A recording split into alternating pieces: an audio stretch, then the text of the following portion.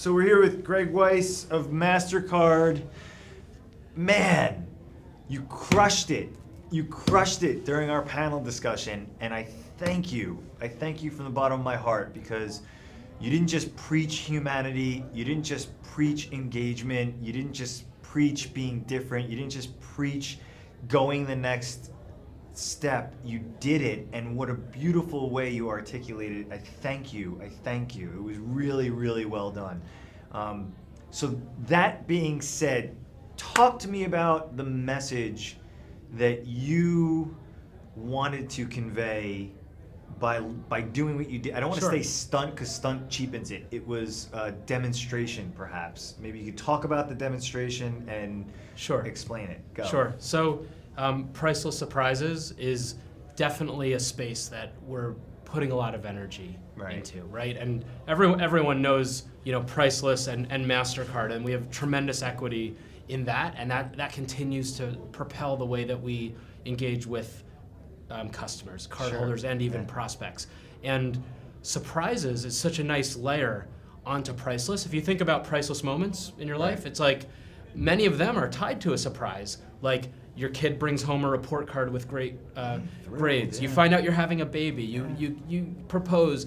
I mean, life is full of surprises, and they're often priceless moments. So we've been leveraging that insight in that much of the things that people are sharing via social are both priceless and are moments in life that are surprises. We've been leveraging that to find ways to engage authentically tied to our brand, right? And we've been surprising cardholders since January with everything from music downloads to concert tickets to seat upgrades at Yankee Stadium to headphones if they love music, to everything. And I wanted to show the room what the value of a surprise and why surprising people in social one-to-one actually is one-to-many. So compelling. Yeah. So by me saying like, hey, who wants to share something they're passionate about? And someone shouted out, oh, I love the Mets. And I asked them if they have a MasterCard, and they said no. I said, sorry.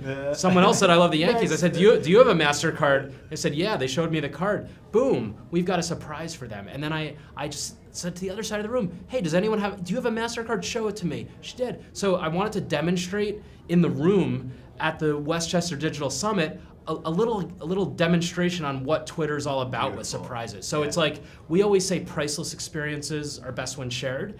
And in social, when we can one-to-one reach out to someone with something exceptional, and there's an audience, 298 other people in the room to see that surprise, that creates what we call card envy. So people that have a MasterCard are saying, I wonder if I'll be next. People that have another card are like, maybe I should have a MasterCard. So, I loved it at the end. That was the beauty, right? That was the beauty. That final moment, the guy says, do you have an application? I want to apply for a MasterCard. It was great. Out of the park. Yeah, exactly. So this is, for me, I think it's so important that we find those moments to engage with, those real moments. And while the temptation's there for brands always to, take a marketing message and throw it up on Facebook or throw it up on Twitter or wherever and blast out a message, but it's really those one-on-one interactions truly being social, right? Like we talk about social media, and many of the things that we talk about when we use the word social media actually are direct marketing or direct response these days. And there's a place for that, and that's obviously effective for brands. But if we want to leverage social, like I said on the panel, like who's our best marketers? It's not me. It's not people working with me. It's our customers. We need to embrace them and celebrate those moments. I just think the way you articulated was so beautiful, and I'm thrilled to hear that a large organization like MasterCard has so embraced the idea of like reaching out and touching somebody. Like that's really what it is, right? It's like the human interaction of having that moment. I mean, go ahead. So it's important. Like I remember several years ago when Chuck Knobloch, former second baseman of the Yankees, he replied to a tweet of mine. I said, "Oh my God, this is amazing. I'm like a regular guy," and like Chuck Knobloch replied to a tweet, and I had a huge aha in my head that when a brand or a celebrity responds to a tweet or even follows someone, like that's the modern autograph. So I think a brand reaching out, I mean it's the modern autograph. It feels great.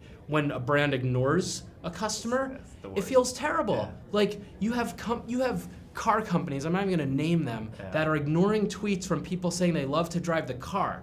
This person might spend $30,000, $40,000 on a car, and you're ignoring a tweet. Yeah. So, I think those digital hugs, digital handshakes to digital hugs, so important, and people want to be heard by brands. Yeah. And sometimes it's just a quick reply of like, love that you shared that. That's awesome. Thanks so much. Yeah. Or a little wink. Like those moments are so important. And scale in social, it really is one-to-one is one-to-many. Yeah. Right. So I think it's just for me personally, I love putting smiles on people's faces. It makes me happy, and it feels like it's work that matters, right? Well, you put smiles on 300 people's faces today at the Westchester Digital Cool. Summit, and we greatly appreciate it. I Thanks had a so blast, much, man. and you guys, Chris, and the team at Silverback, you guys did a phenomenal job. This Thanks, was buddy. A+ event. I appreciate it, man. Well, we was hope to great. have you back next year. Count me in. Thanks so much. All right, thanks, Chris.